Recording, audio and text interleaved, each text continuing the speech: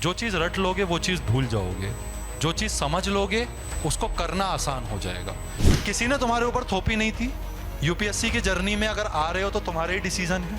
तुम्हें पता है टफ होने वाली है, तुम्हें पता है 99.9% बाहर होने वाले हैं, और तुम्हें पता है रोज 8 से 10 घंटे पढ़ना ही है। तो जब पढ़ना ही है तो फिर मजे से पढ़ेंगे। लास्ट चीज़ ना, ऑनेस्टी रखना प्रिपरेशन में।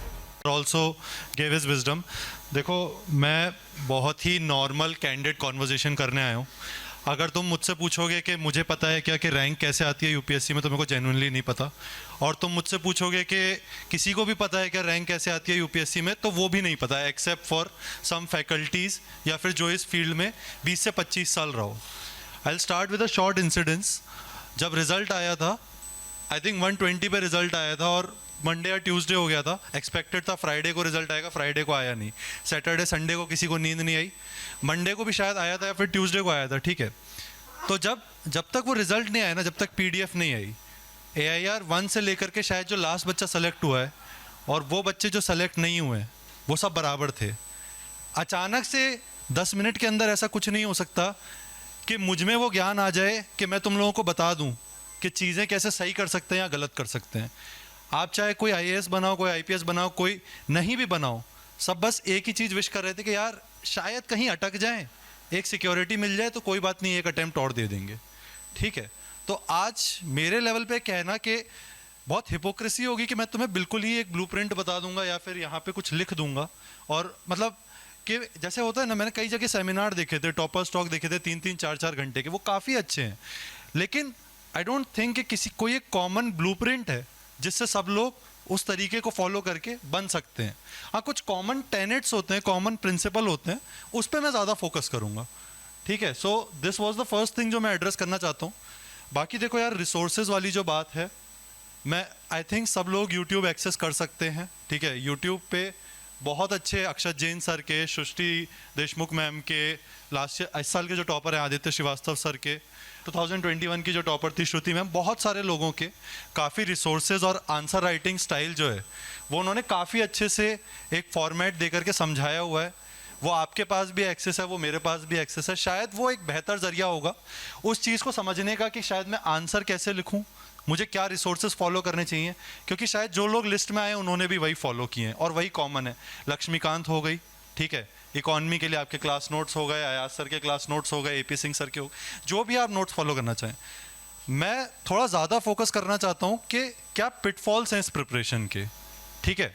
मतलब कहाँ पे हम लोग अटक जाते हैं, कहाँ पे हम लोग, क्योंकि नेचुरली मेरे साथ ऐसा रहा है कि मैं काफ़ी लोगों से कनेक्टेड रहा था इस प्रिपरेशन में, जो सेलेक्टेड भी हैं, जो शायद अभी प्रिपरेशन कर भी रहे हैं।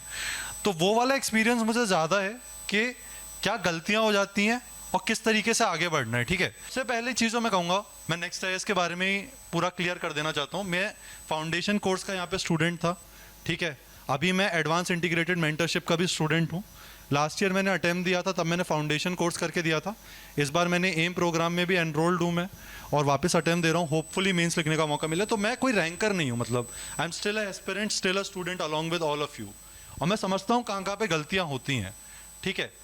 अब मेरे से कोई पूछेगा कि कोचिंग करनी चाहिए या नहीं करनी चाहिए, बहुत सारे टॉपर्स आपको मिलेंगे, ठीक है। मैंने सेल्फ स्टडी करी थी, मैंने कोचिंग करी थी, मैंने 2 साल पहले से करी थी, 3 साल पहले से करी थी।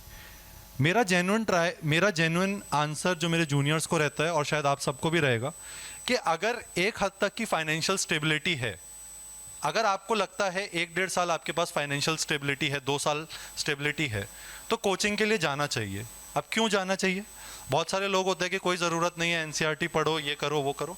अगर आप लोग सक्षम है, इवन द नेक्स्ट IAS तो और भी बहुत सारे इनिशिएटिव जो लोग नहीं अफोर्ड कर पाते उनके लिए भी लॉन्च करता है, स्कॉलरशिप, डिस्काउंट, बहुत कुछ रहता है, ठीक है। कोचिंग क्या करेगा ना, कोचिंग सिर्फ एक चीज़ करेगा कि आपको अगर 10 रिसोर्सेज पढ़ने हैं, आपको 6 to 12 तक की NCERT पढ़नी है, आपको इकॉनमी के लिए आई थिंक रमेश सिंह की एक कोई बहुत बुक फेमस है, स्पेक्ट्रम फेमस है, वो सारा मटेरियल जो है वो कंडेंस करके 3 घंटे में प्रेजेंट कर देगा, ठीक है। अब पढ़ने को आप पढ़ सकते हैं, 1 महीना आप मॉडर्न हिस्ट्री पढ़ सकते हैं, 1 महीना एंशिएंट भी पढ़ सकते हैं। कोचिंग वही चीज़ आपको रिटर्न ऑन इन्वेस्टमेंट के फॉर्म में डिलीवर करती है कि भाई अगर पॉलिटी इंपॉर्टेंट है तो उसकी 20 क्लास होंगी, इकॉनमी इंपॉर्टेंट है तो उसकी 25 क्लास होंगी, ठीक है। शायद एंशिएंट उतना इंपॉर्टेंट नहीं है तो उसकी 10 हो जाएं, इंटरनल सिक्योरिटी की 5 हो जाएं, लेकिन उस 5 क्लास में आपको शायद आप जो 4 किताब पढ़ के नोट्स बनाते, वही मेहनत आपकी 12 घंटे की रिड्यूस हो गई। ठीक है, वो चीज़ वो आपको डिलीवर करते हैं। अब मेरे से दूसरी चीज़ होती है कि कुछ लोग, अब मेहनत करना एक चीज़ है और फालतू की मेहनत करना एक चीज़ है। ठीक है, 25 तरीके के रिसोर्सेज उठा लेंगे कि चलो विजन की मैगजीन आ रही है, ये भी पढ़ लेता हूँ, राव की आ रही है, ये भी पढ़ लेता हूँ, नेक्स्ट IAS की आ रही है, ये भी पढ़ लेता हूँ, करंट अफेयर्स में न्यूज़पेपर भी पढ़ रहा हूँ, फिर 3 घंटे के वीडियो भी देख रहा हूँ, ये भी कर रहा हूँ, वो भी कर रहा हूँ। कुछ लोग होते हैं, जो मैंने देखा कुछ टॉपर्स ने भी किया, मैं उनका कोई डिसरिस्पेक्ट नहीं कर रहा, मैं बस एक स्मार्ट वर्क की बात कर रहा हूँ कि अगर पूरे न्यूज़पेपर के नोट्स, अगर पूरी PIB के नोट्स मुझे कोई 70 पेज में कंपाइल करके दे रहा है, तो 70 पेज, मतलब न्यूज़पेपर तो पढ़ना ही है। पहली बात मैं ये बता दूं, न्यूज़पेपर डे 1 से लेके और जब तक सिलेक्शन नहीं हो जाए, और हो भी जाए तो उसके बाद भी पढ़ना है। न्यूज़पेपर की आदत मेरे को फर्स्ट ईयर कॉलेज में पड़ गई थी और अभी तक है। और जिस दिन, आप यकीन नहीं करोगे, जिस दिन मेरा प्रीलिम्स का पेपर था, इस साल भी, लास्ट ईयर भी, उस दिन के सुबह के न्यूज़पेपर भी मैं पढ़ के गया था। और मेरा सिंपल रीज़न रहता है, मेरे को न्यूज़पेपर इसलिए नहीं पढ़ना कि मुझे एग्जाम क्लियर करना है, जिस दिन मेरा एग्जाम क्लियर हो गया मैं उठा के फेंक दूंगा। आप लोग वो लोग हो इस देश के जो इसका फ्यूचर बनोगे। कुछ लोग सर्विसेज में जाओगे, कुछ लोग प्राइवेट सेक्टर में जाओगे। मुझे बहुत शर्म आई थी जब मैं सेकंड ईयर में था और मेरे से मेरे प्रोफेसर ने पूछा था कि इंडिया का GDP क्या है, और मुझे इंडिया का GDP नहीं पता था। मुझे अपने फंडामेंटल राइट्स के बारे में नहीं पता था। मुझे ये नहीं पता था मेरे देश में पॉलिटिकल प्रोसेस किस तरीके से काम करता है। अगर मैं वो यूथ हूँ जो मेरी कंट्री को रिप्रेजेंट करेगा, तो ये मेरी जिम्मेदारी भी तो है कि मैं वो जानूँ उसके बारे में। न्यूज़पेपर सिंपली इस रीज़न के लिए पढ़िए, न्यूज़पेपर डिस्ट्रेस होने के लिए पढ़िए। सुबह 1 घंटे उठाइए, इंडियन एक्सप्रेस उठाइए, हिंदू उठाइए। मैं पर्सनली इंडियन एक्सप्रेस मैंने फॉलो किया था। उठाइए, आप उसको ऐसे मत पढ़िए कि यार मैं, पढ़ाई मेरी शुरू हुई है, ये तो मेरा फन टाइम है, चाय के साथ लेके बैठ जाओ। जानना तो पड़ेगा ना देश में क्या चल रहा है, इंटरनेशनली क्या चल रहा है, रशिया यूक्रेन वॉर क्या चल रही है। और फिर उसके अंदर फिर ये गॉसिप छोड़ दीजिए। ठीक है, अब जैसे क्रिकेट के बारे में पढ़ने का शौक है, मैं भी पढ़ता हूँ, पढ़ लिया। लेकिन इजराइल पैलेस्टीन चल रहा है तो उसके बारे में थोड़ा ज़्यादा पढ़ लिया। एक्सप्लेन्ड आया तो उसको पढ़ लिया। ठीक है, फिर वही जब मेंस के टाइम पे या इंटरव्यू के टाइम पे, अब फिर मैं झूठ नहीं बोलूँगा, कुछ लोग कहते हैं मेंस के टाइम पे मैंने 4 न्यूज़पेपर पढ़े, ये पढ़ा, नहीं पढ़ा था, मेरे पास समय नहीं था। मेरे पास 75 दिन थे टोटल मिला के। मेंस का मैंने 2022 में ग्रेजुएशन कंप्लीट किया, जून में मेरा ग्रेजुएशन कंप्लीट हुआ, उसी समय 8 जून को यहाँ पे बैच स्टार्ट हो गया, मैंने आके ज्वाइन कर लिया। ऑप्शनल की कोचिंग भी मैंने उसी समय ज्वाइन कर ली। मेरा मार्च में ख़त्म हुआ था ऑप्शनल प्लस GS की कोचिंग। 2 महीने थे प्रीलिम्स के। अब मैं तुमसे झूठ बोल दूँ कि मैंने स्पेक्ट्रम भी पढ़ी है, लक्ष्मीकांत भी पढ़ी है, ये किताब भी पढ़ी है, वो किताब भी पढ़ी है। मैंने वो नहीं किया था। मैंने क्या किया था, उस चीज़, इस पॉइंट के बाद मैं दूसरी चीज़ पे भी आऊँगा। तब न्यूज़पेपर अगर मैं कह दूं कि मेंस के टाइम पे मैंने पढ़े थे, मैंने नहीं पढ़े थे। लेकिन जब मैंने इंटरव्यू के टाइम पे पढ़े 3 न्यूज़पेपर, तब मेरे को ये चीज़ समझ में आई कि यार ठीक है, चलो इंडियन एक्सप्रेस मुझे अगर एक पर्सपेक्टिव दे देता है, अगले मेंस में मैं क्या करूँगा, इस मेंस में इंडियन एक्सप्रेस पूरा पढ़ूंगा। हिंदू के जो एडिटोरियल्स आते हैं 15-20 मिनट में वो पढ़ लिए। इंटरव्यू में क्या ऐड ऑन कर दूंगा, मिंट के कुछ सेलेक्टेड न्यूज़, जो इकोनॉमिक एनालिसिस आता है, इकोनॉमिक ट्रेजेक्ट्री आती है, वो चीज़ ऐड कर।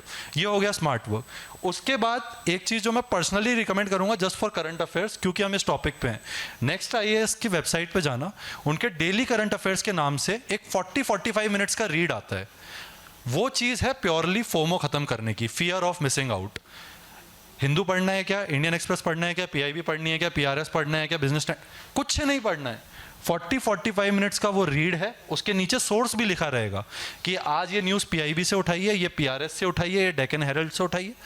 आप जाके उसको पढ़ लो। एंड बिलीव मी, जितना भी मेरा कंसेप्चुअल बेस बना था फर्स्ट अटेम्प्ट के लिए, वो उसी चीज़ से बना था। Which brings me to my next thing, कि इस एग्ज़ाम में सबसे ज़्यादा ज़रूरी क्या है। क्या बहुत ज़्यादा किताबें पढ़ना ज़रूरी है? कुछ लोग पढ़ते हैं, कुछ लोगों के पास लंबा समय रहता है, बहुत अच्छी बात है, पढ़नी चाहिए, और कोई किताब पढ़ने से कम नहीं होगा। लेकिन उससे ज़्यादा ज़रूरी है ना, कंसेप्चुअल क्लैरिटी होनी चाहिए यार।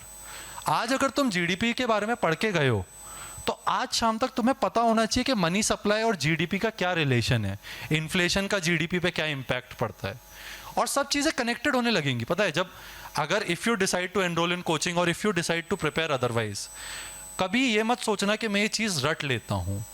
जो चीज़ रट लोगे वो चीज़ भूल जाओगे, जो चीज़ समझ लोगे उसको करना आसान हो जाएगा।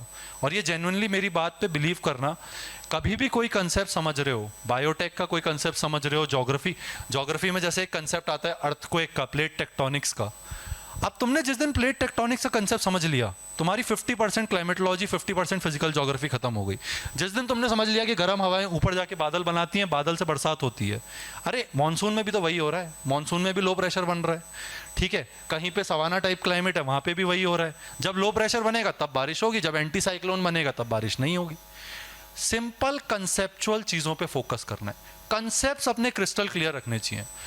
और मैं बस एक सिंपल सा एग्जांपल शेयर करता हूँ।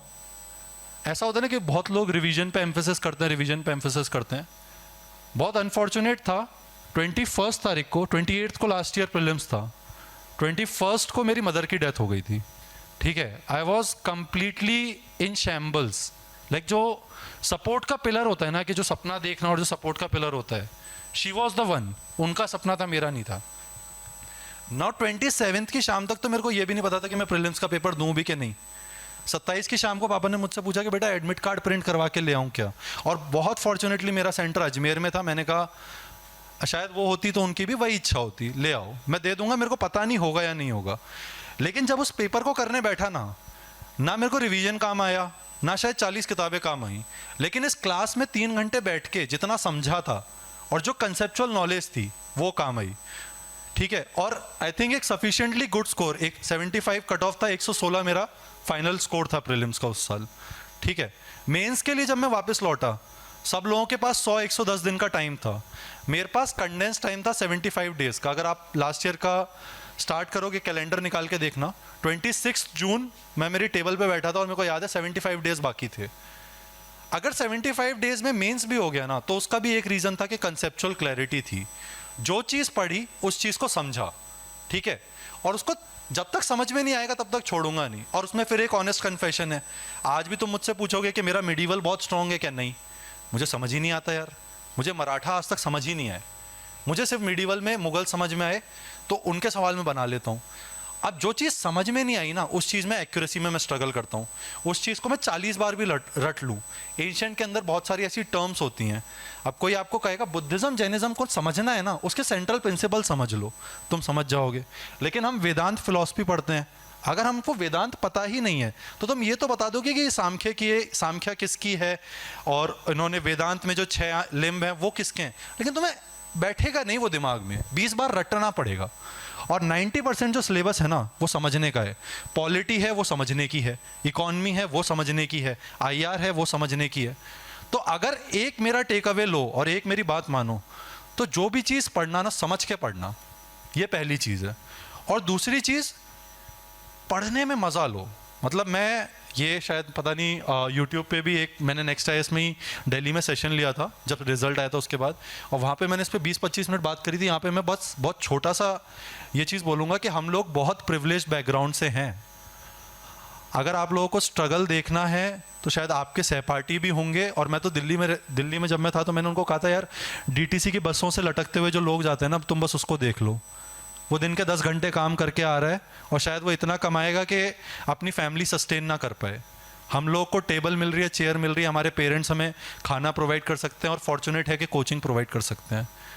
तो फिर और क्या ही करना है, ये हमारी जॉब है। दोस्त होंगे तुम लोगों के भी जॉब में, मेरे भी जॉब में, पुणे, गुड़गांव, मुंबई बैठे हुए हैं, 10 से वो भी 8 घंटा काम करते हैं, 10 घंटा काम करते हैं। उनकी भी अकाउंटेबिलिटी है, तुम्हारी भी अकाउंटेबिलिटी है। यही तुम्हारी जॉब है, पढ़ने में मज़ा लो। बहुत प्रिविलेज्ड हैं हम लोग। बहुत लोग ऐसे नहीं हैं जो 20+ एज के, 23, 24, 25 जो प्राइम एज है, वहाँ पे बैठ के ये फैसिलिटी को अवेल कर सके कि अब मैं पढ़ूंगा। और पढ़ रहे हो तो फिर अच्छे से पढ़ो, ये तो तुमने ही सेलेक्ट किया ना। ये फील्ड किसी ने तुम्हारे ऊपर थोपी नहीं थी। UPSC की जर्नी में अगर आ रहे हो तो तुम्हारे ही डिसीजन है। तुम्हें पता है टफ होने वाली है, तुम्हें पता है 99.9% बाहर होने वाले हैं, और तुम्हें पता है रोज 8 से 10 घंटे पढ़ना ही है। तो जब पढ़ना ही है तो फिर मज़े से पढ़ेंगे, इसमें ही मज़े लेते हैं। रोज़ सुबह न्यूज़पेपर खोलूँगा, अच्छा आज मुझे पता चला कि कहीं पे किसी डिजीज़ का आउटब्रेक हो गया है, चलो इसके बारे में समझते हैं, पढ़ते हैं, जानते हैं क्या होता है। कोरोना के बारे में जानते हैं, कोरोना की वैक्सीन बनी, RT-PCR टेस्ट हुए। फैसिनेटिंग नहीं है ये सब जानना? इंडिया की GDP कैसे काम करती है, इतना बड़ा देश है, उसका लोकतंत्र काम कैसे करता है यार, इलेक्शन कमीशन के पास कौन सी पावर्स हैं, कैसे होता है, राष्ट्रपति कौन होता है। अब शायद कॉलेज अभी अगर किसी ने प्रिपरेशन चालू नहीं करी होगी, और फिर वापस से ऑनेस्टी, मैंने जब प्रिपरेशन चालू करी तो तुम मुझसे राष्ट्रपति और प्रधानमंत्री में 10 डिफरेंस पूछ लो और मैं बता दूं, नहीं पता थे। लेकिन यही तो मज़ा है इस प्रिपरेशन का, इस देश को जानोगे, हिस्ट्री को जानोगे, कल्चर को जानोगे। और लकी हो, जेन्युइनली लकी हो, तुम्हारे दोस्त जॉब कर रहे हैं, इस प्रिपरेशन को जॉब की तरह लो और पढ़ो। बस एक ही तरीका है, एक ही वर्ड है, अगर यहाँ पे लिखना हो कि प्रिपरेशन कैसे होगी, पढ़ के होगी।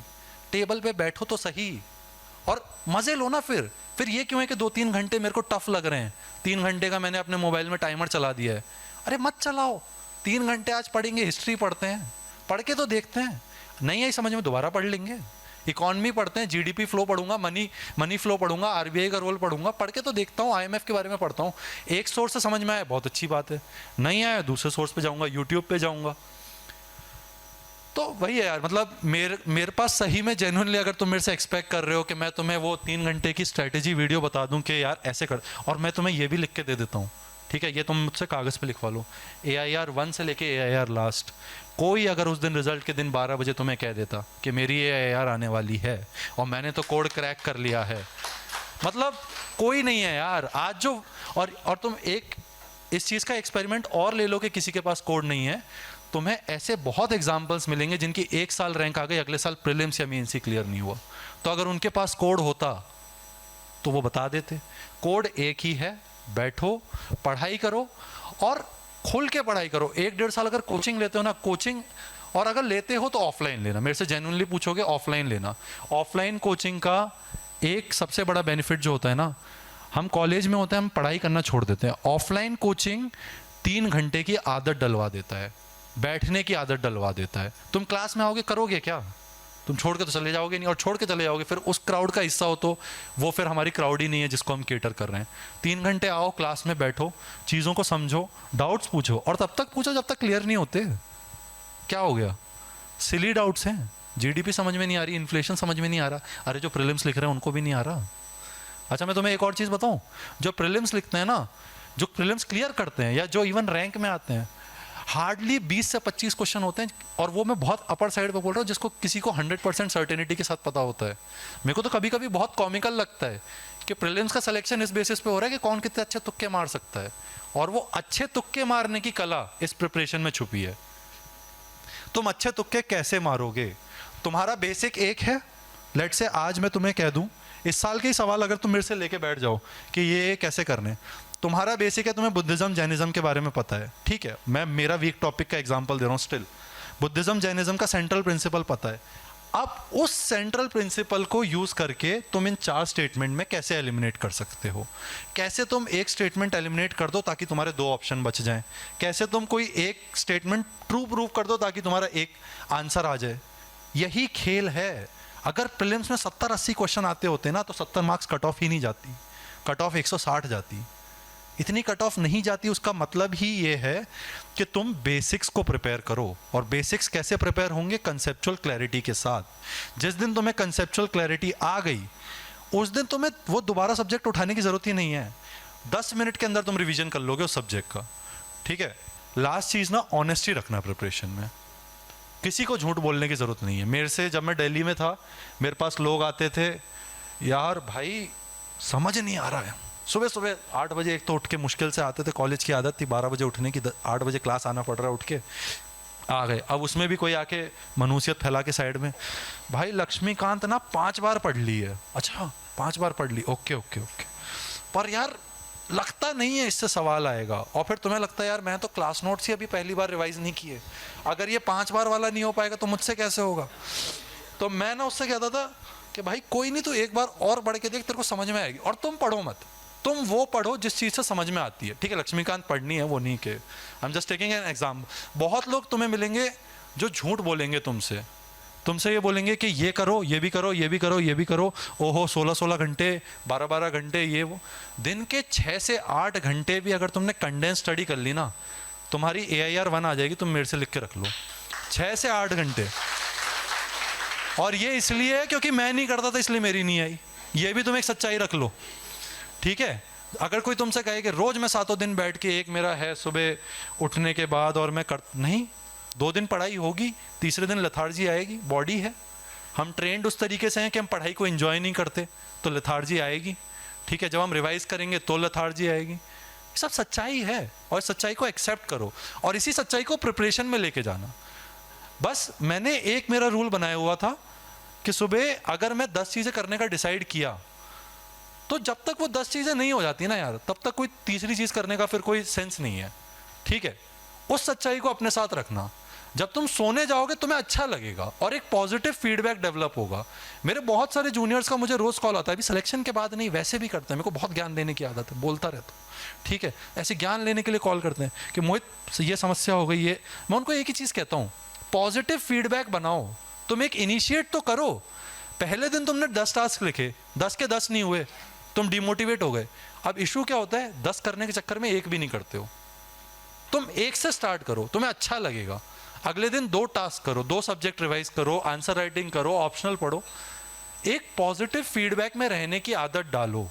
जब तुम पॉजिटिव फीडबैक में रहोगे, अपने प्रिपरेशन के बारे में पॉजिटिव फील करोगे। अपने प्रिपरेशन को वो नहीं होगा, नेगेटिविटी नहीं होगी कि कितना सारा सिलेबस है और कितना कम टाइम है और मैं मक्कार हूँ। अरे क्यों मक्कार हूँ? मैंने तो आज ही डिसाइड किया ना कि मैं एक पॉइंट पढ़ूंगा, आज 40 पेज इकोनॉमी के पढ़ लूंगा। वो करके तो देखो। और देखो, अपने प्रिपरेशन से बिल्कुल ऑनेस्ट रहना। तुम्हें पता होगा कि तुम कितना पढ़ रहे हो। ना अपने मम्मी पापा को झूठ बोलने की ज़रूरत है, ना किसी को झूठ बोलने की ज़रूरत है। जब तुम सोने जाओ तो तुम्हें पता हो कि आज का दिन मैंने ख़राब नहीं किया है। और 6 से 8 घंटे, देखो मैं मैक्सिमम बता रहा हूँ, 6 से 8 घंटे की कंडेंस पढ़ाई करो, आराम से पढ़ो। और ऐसा नहीं है, इस प्रिपरेशन को ना डीमिस्टिफाई कर दो। ये प्रिपरेशन के साथ, पता है एक सबसे बड़ा इशू यूपीएससी के साथ ये हुआ है ना, इसको वर्शिप बना दिया गया है। टॉपर्स को भगवान बना देंगे, प्रिपरेशन को वर्शिप बना देंगे कि बहुत डिफिकल्ट चीज़ है, बहुत कोई बिरले लोगों का होता है, वो तो देखो ये करता था, वो तो वो कर, और उसमें फिर हम जैसे लोगों की भी गलती है। वो यहाँ खड़े होके ये मैंने 20 किताबें लिखी हैं, 20 बार पढ़ी हैं। अच्छा, तो तुम अगला प्रीलिम्स दोगे और अगला मेंस दोगे तो फिर वापस से AIR ले आओगे। ये डीमिस्टिफिकेशन तुम्हारे दिमाग में बहुत ज़रूरी है। अगर तुम एग्ज़ाम में श्रद्धा लेके जाओगे ना, तो प्रसाद मिलेगा या नहीं मिलेगा, हो सकता है कि ना भी मिले और हो सकता है कि मिल भी जाए। एग्ज़ाम को एग्ज़ाम की तरह लो। 100 क्वेश्चन आएंगे, एग्जामिनर ने सेट किए हैं, मेरे लिए गेम सेट किया, मैं खेलूंगा। अगर मैं अच्छा खेलने लायक हुआ, अगर मैं डिज़र्व करने लायक हुआ, तो प्रीलिम्स क्लियर करूंगा। अगर मैं डिज़र्व करने लायक हुआ तो मेंस भी क्लियर करूंगा। अगर मैं डिज़र्व करने लायक हुआ तो इंटरव्यू भी क्लियर करूंगा। अब एक बात बताओ, मेरे ऑप्शनल में ना 238 नंबर हैं। ठीक है, तुम एक लिस्ट बनाना, उसमें सॉर्ट करना डिसेंडिंग ऑर्डर में, लास्ट में ऑप्शनल में मैं ही मिलूंगा। अब मैं यहाँ खड़े होकर तुम्हें ज्ञान दे दूँ कि भैया सोशियोलॉजी ऐसे पढ़ते हैं, अरे मुझे पता ही नहीं। मुझे GS2 कैसे पढ़ते पता ही नहीं। जो बेसिक सोर्सेज हैं वो तुम वीडियो मैंने बता दिए। तुम्हें भी टॉपर्स के नाम की कोई कमी नहीं है। जाओ, हर 3 टॉपर की वीडियो देखना 3-3 घंटे की, 1.5 पे लगा के। एक जो सबसेट बने कि सबने ये प्रिपरेशन करी है, इन किताबों को इस्तेमाल किया है, उनको तुम अपना सोर्स रख लेना। उसके अलावा क्लास आओ। और यार इसकी गारंटी ना तो मुझसे ले लो प्राइमरीली। नेक्स्ट IAS के साथ मेरे को ग्रेजुएशन 2022 में हुआ था और अब अराउंड 2 साल होने वाले हैं। ये इंस्टीट्यूट यार, इसमें कुछ बात है। तुमने मतलब जैसे मैंने एलिन में भी था, मैं 11th में, मैंने एलिन को हम लोगों ने राजस्थान में बड़ा बनते हुए देखा है ना। सर में वो विजन है। आई समवेयर बिलीव ये चीज़ अभी जितनी बड़ी हुई है उससे बहुत ज़्यादा बड़ी होने वाली है। क्योंकि यहाँ पे जो टीचर्स हैं ना, मतलब generally teachers and management along with students, ये 3 लोग होते हैं जो आई थिंक किसी भी कोचिंग के लिए सबसे ज़्यादा इंपॉर्टेंट होते हैं। और तीनों नेक्स्ट IAS से बेहतर मेरे साथ बहुत सारे लोग हैं जो वाजीराम में भी दिल्ली में हैं, राउज में भी हैं, इस कोचिंग में भी हैं, फलाना में भी हैं। इससे बेटर मुझे कुछ नहीं मिला। ठीक है, तो इस बात पे तो तुम ट्रस्ट कर सकते हो कि अगर कोचिंग ज्वाइन कर रहे हो तो डिलीवर अच्छा होगा। ठीक है, 25 जगह कहीं मुंह मारने की ज़रूरत नहीं पड़ेगी कि ये सोर्स भी पढ़ लूँ, वो सोर्स भी पढ़ लूँ।